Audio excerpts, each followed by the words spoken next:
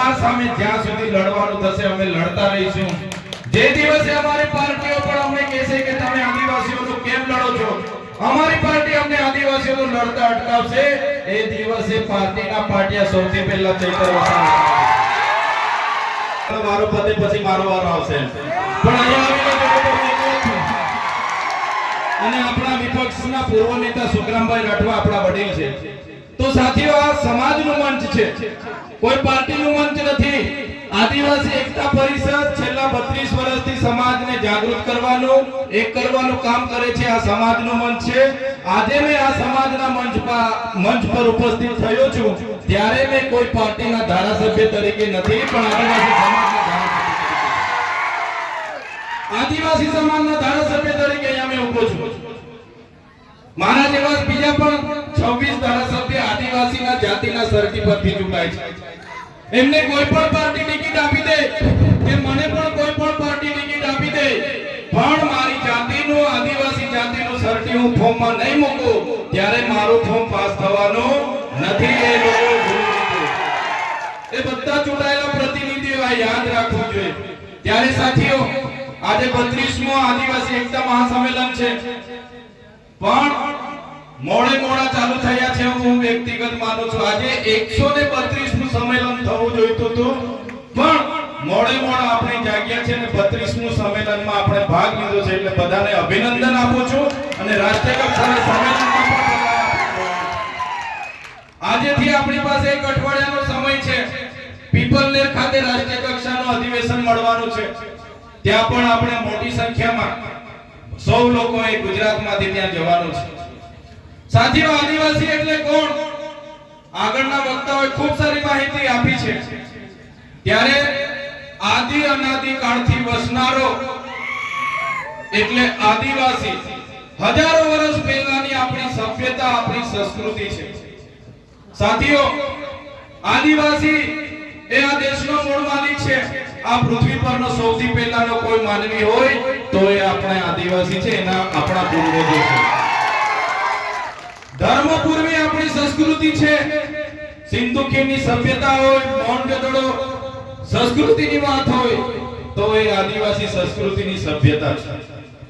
સાથીઓ, આ સંસ્કૃતિ, આ સભ્યતા, આપણી રૂઢી પરંપરાઓ, આપણી પ્રથાઓ, પૂજા વિધિ, આપણા રીત રિવાજો, આપણી રહેણી કહેણી, આપણી બોલી ભાષા, આપણા પહેરવેશ, આપણા વાજિત્રો, આપણા ઓજારો સચવાઈ રહેશે તે દિવસે આપણે આદિવાસી તરીકે બચી જઈશું। નહીં તો આવનારો સમય આપણા માટે કપરો સમય આવવાનો છે। આજે તમે જોઈ લો, આજે આપણો આદિવાસી પોતે આદિવાસી છે એ સાબિત કરવા માટે આજે મૂળ માલિકોને લાઈન ઉપર લગાડી દેવામાં આવ્યા છે। આગળ ઓસંતાદાએ કીધું કે આજે આપણે આદિવાસીને મૂળ માલિક કહીએ છીએ, પણ આજે મૂળ માલિકની પરિસ્થિતિ આ સરકારોએ મજબૂરન આજે આપણને મજૂર બનાવી દીધા છે।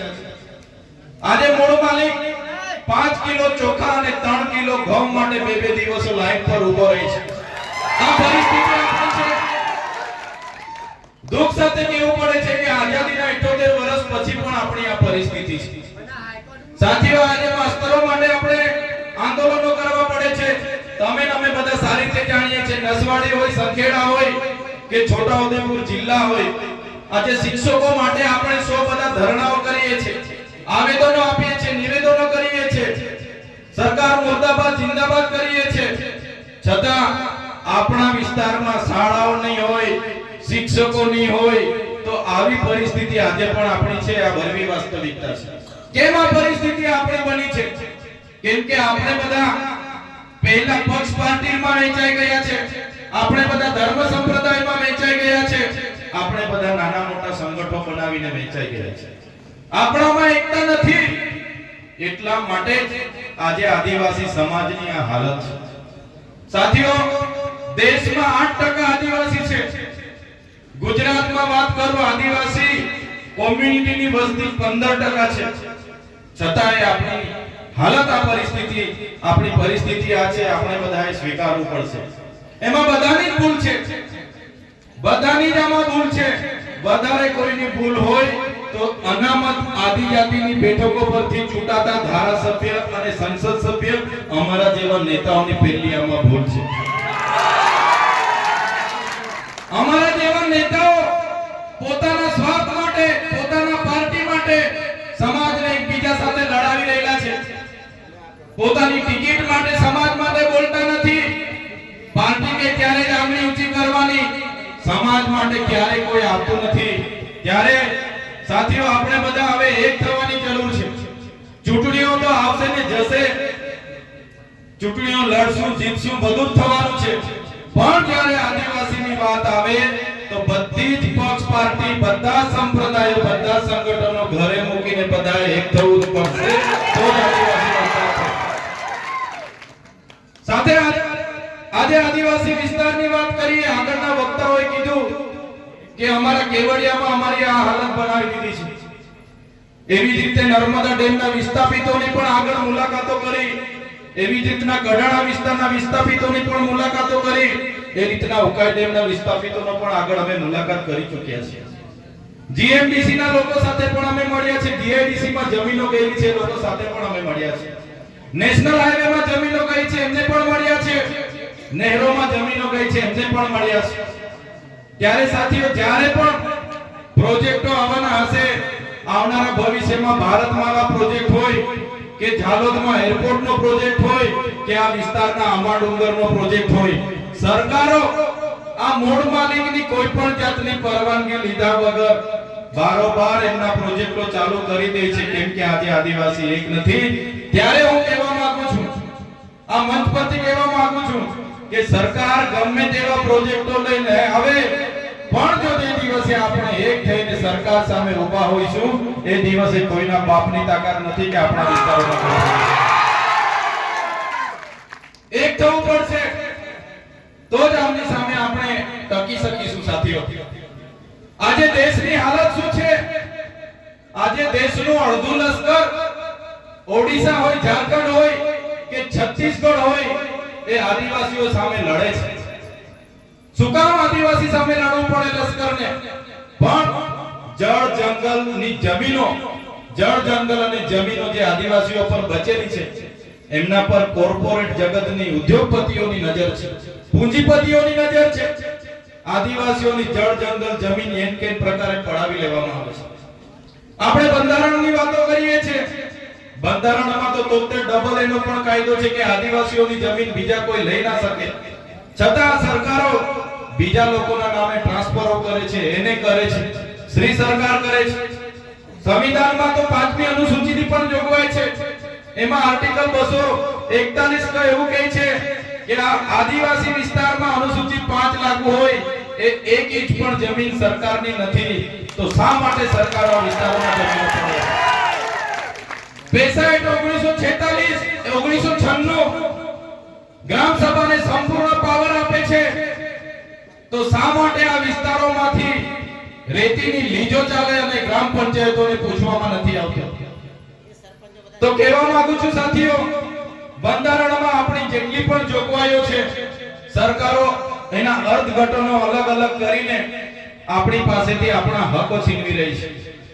તો સાથીઓ 5 કિલોના ચોખા માટે લડવાના નથી, 3 કિલો ઘઉં માટે લાઈન પર ઉભા રહેવાના નથી.